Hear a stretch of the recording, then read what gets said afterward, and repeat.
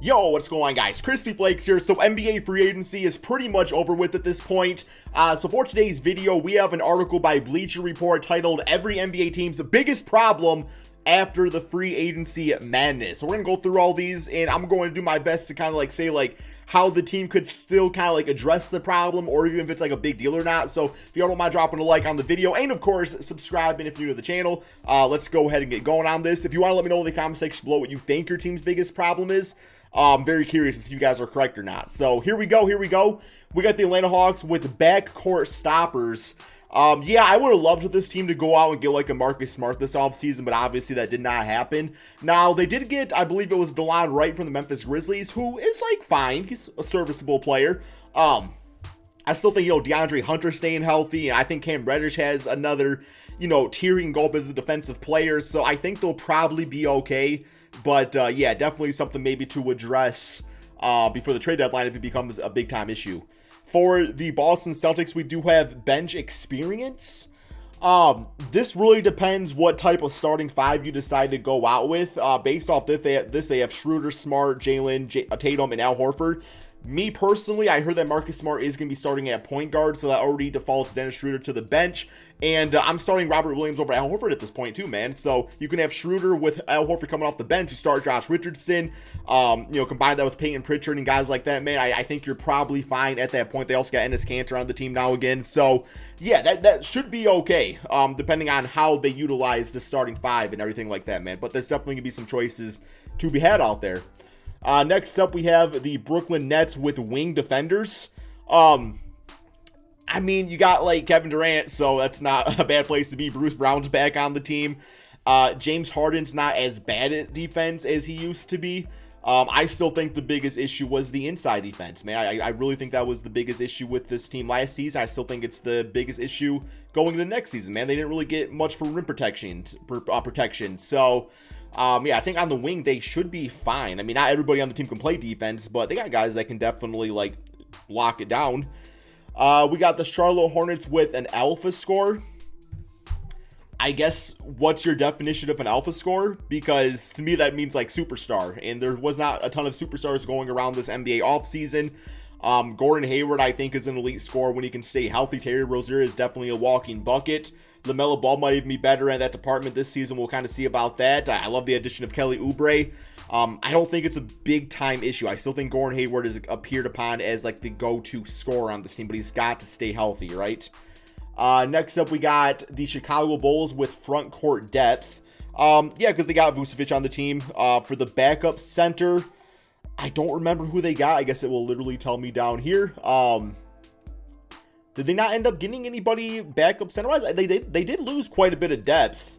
No doubt about that. They got Tony Bradley on the team. Pat Williams obviously out there lower market. They'll get something back for him. I know Daniel Tice is no longer on the team. I believe he's over on the... I forgot the team, man. Somewhere in the Western Conference. But yeah, so yeah, they definitely lost a little bit of depth right there. But I do think there's quite a few centers you can kind of sign. They can be like those dudes that you can put out, in the game. They can get you your 6 fouls and maybe block some shots too, man. They'll be completely fine. I'm not too concerned about it. We got to see who they get in the market and trade when it's all said and done. I think Tice is on the... It's not the Suns, is it? No, man. It's going to bother me. It's going to bother me. It's fine. I'll look it up after this video. For the Cleveland Cavaliers... No, Houston Rockets. For the Cleveland Cavaliers, we have 3-point shooting. So, yeah, based off of their starting five, you're looking at Darius, Collin. I'm going to say Okoro at the 3. You got Evan at the 4 with Jared at the 5. I mean, Evan Mobley, it remains to be seen if he can stretch it out to the NBA level. Jarrett Culver, I know, was at kind of working on his 3-point shot a little bit. Okoro, I think, can be a 3-and-D type of guy.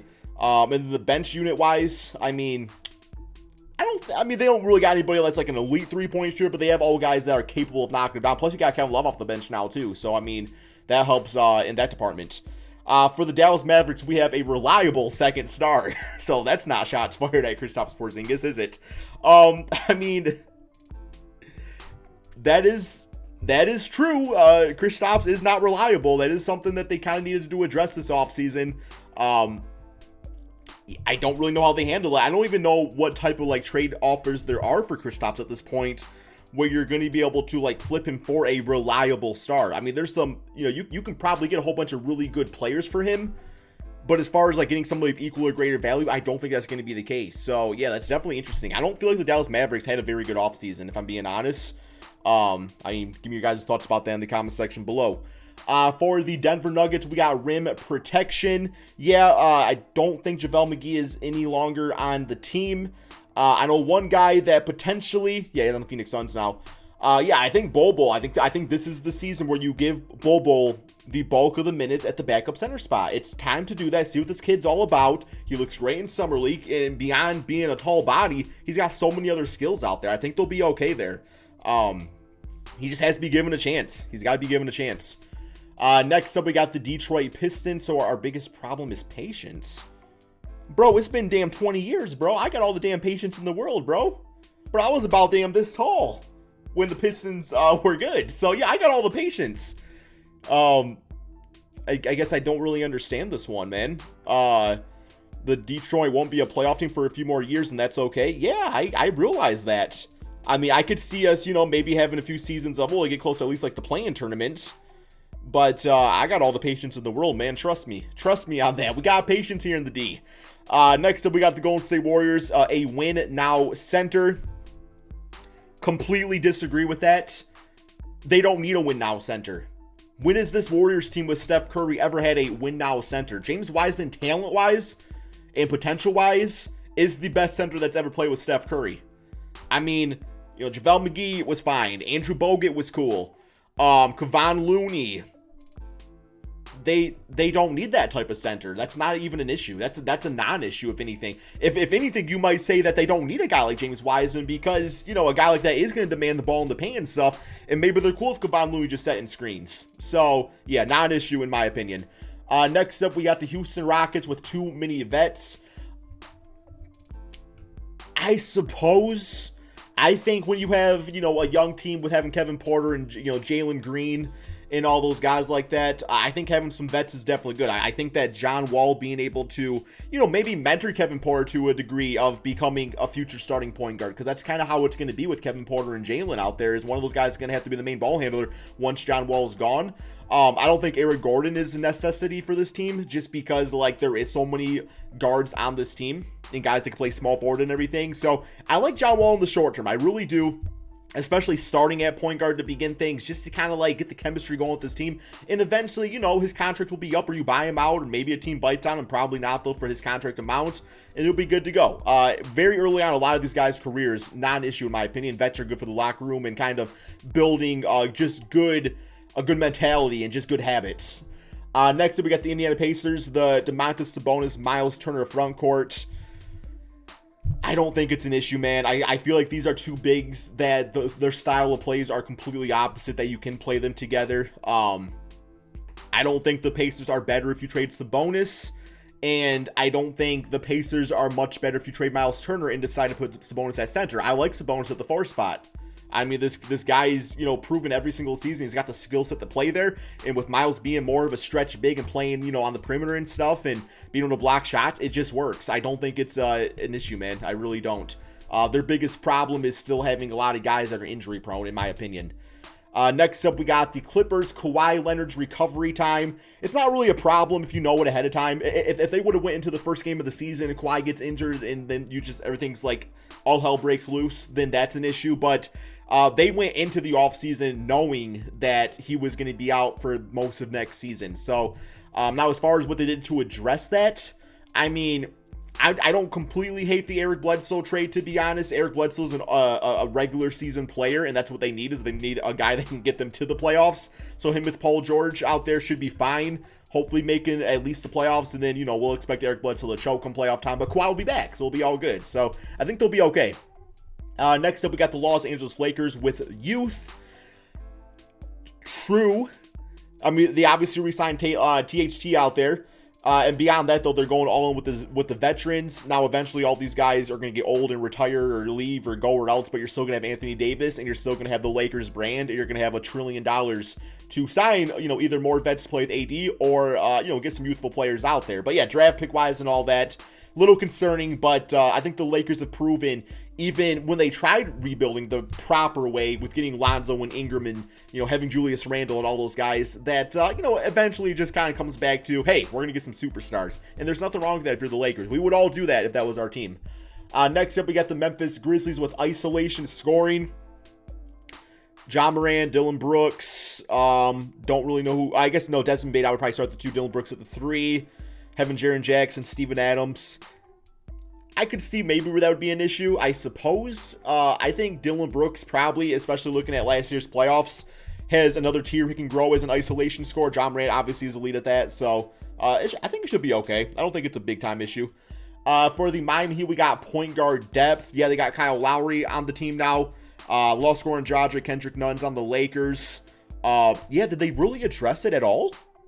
I mean, I suppose like Tyler Hero can play some backup point guard, kind of stagnate the minutes a little bit. Maybe it's a good opportunity to go for Rajon Rondo, I suppose. I think that'd probably be a decent guy to get off the Memphis Grizzlies, and yeah, I think they'll be okay. There are some point guards out there that need a home, and I think the Miami Heat definitely have, can do that for them. For the Milwaukee Bucks, a healthy Brooklyn Nets team.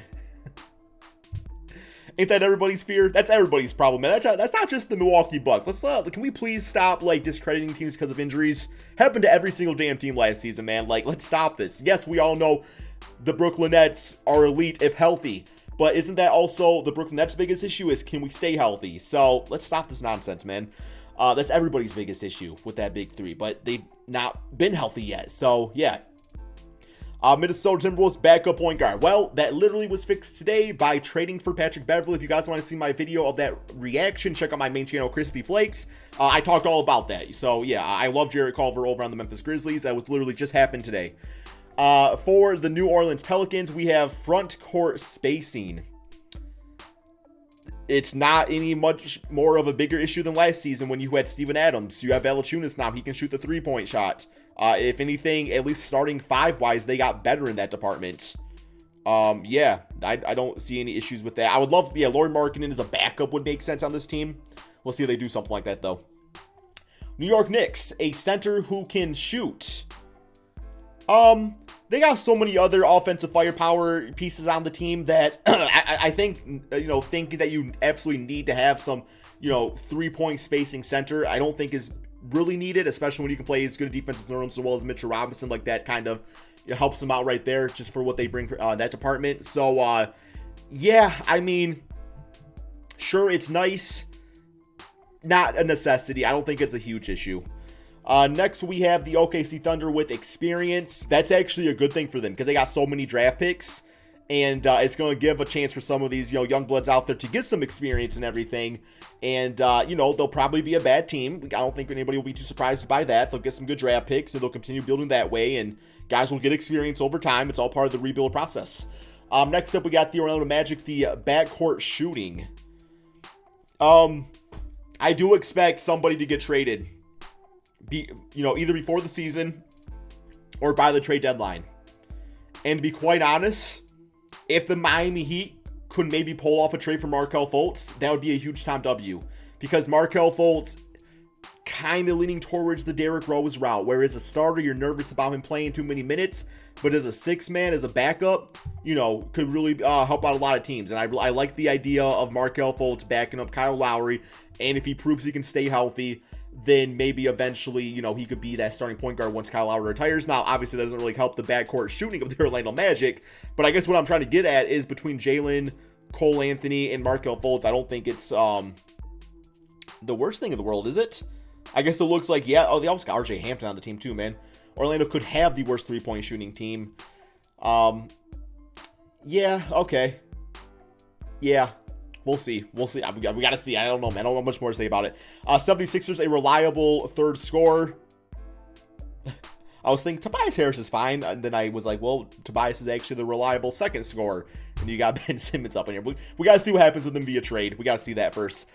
We got Phoenix Suns, power forward clarity. In my opinion, run it back how you did last season. Jay Crowder starts at the 4, and then Cam Johnson beasts off the bench, man. Now, maybe you're at the point where you want to start Cam Johnson. That's fine, too. He's proven his worth. So, they'll be okay. They'll be okay. Portland Trailblazers, commitment to defense. I do not like what they're doing as far as having Damian, CJ, and Norman Powell. Offensively, that's elite. Defensively, leaves a lot to be desired. For the Sacramento Kings, we got wing depth. I'm trying to think of the wings on the team, and I'm like, yeah, that's probably the case. And they got Harrison Barnes. They're going to be probably running a lot of 3-guard sets. San Antonio Spurs pick and roll partners. Might got some pick and pops out there, but yeah, the pick and roll, I think it's going to be a lot of isolation ball, or a lot of ball moving type of plays out there too. Probably not too much pick and roll, which I think is actually what Coach Pop likes to run. Doesn't he do a lot of pick and rolls and stuff, man? I guess I'm not sure. I know he's big about ball movement and fluidity of offense, so we'll see. But maybe it's a step in a new direction, offensively speaking. Toronto Raptors rebounding. I think Scotty Barnes' height helps out a lot. And, Fred VanVleet, I think, is one of those type of guards that I don't think minds, getting in the trenches a little bit. Chris Boucher has to improve in that department.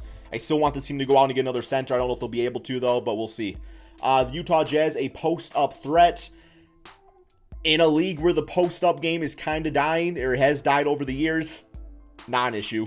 Washington Wizards, quantity over quality. Quantity.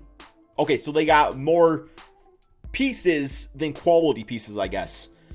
I think that's okay, man. It's a good opportunity to see which players are going to stand out and do their thing. So, yeah, man, at this point, we got some issues here, but I think there's a lot of things that will correct itself over time, or it can be corrected via a trade or, another signing or something like that, man. But that's all we got for this video. Be sure to drop that like, subscribe to the channel. Thank you all so much for watching. Peace out, my friends.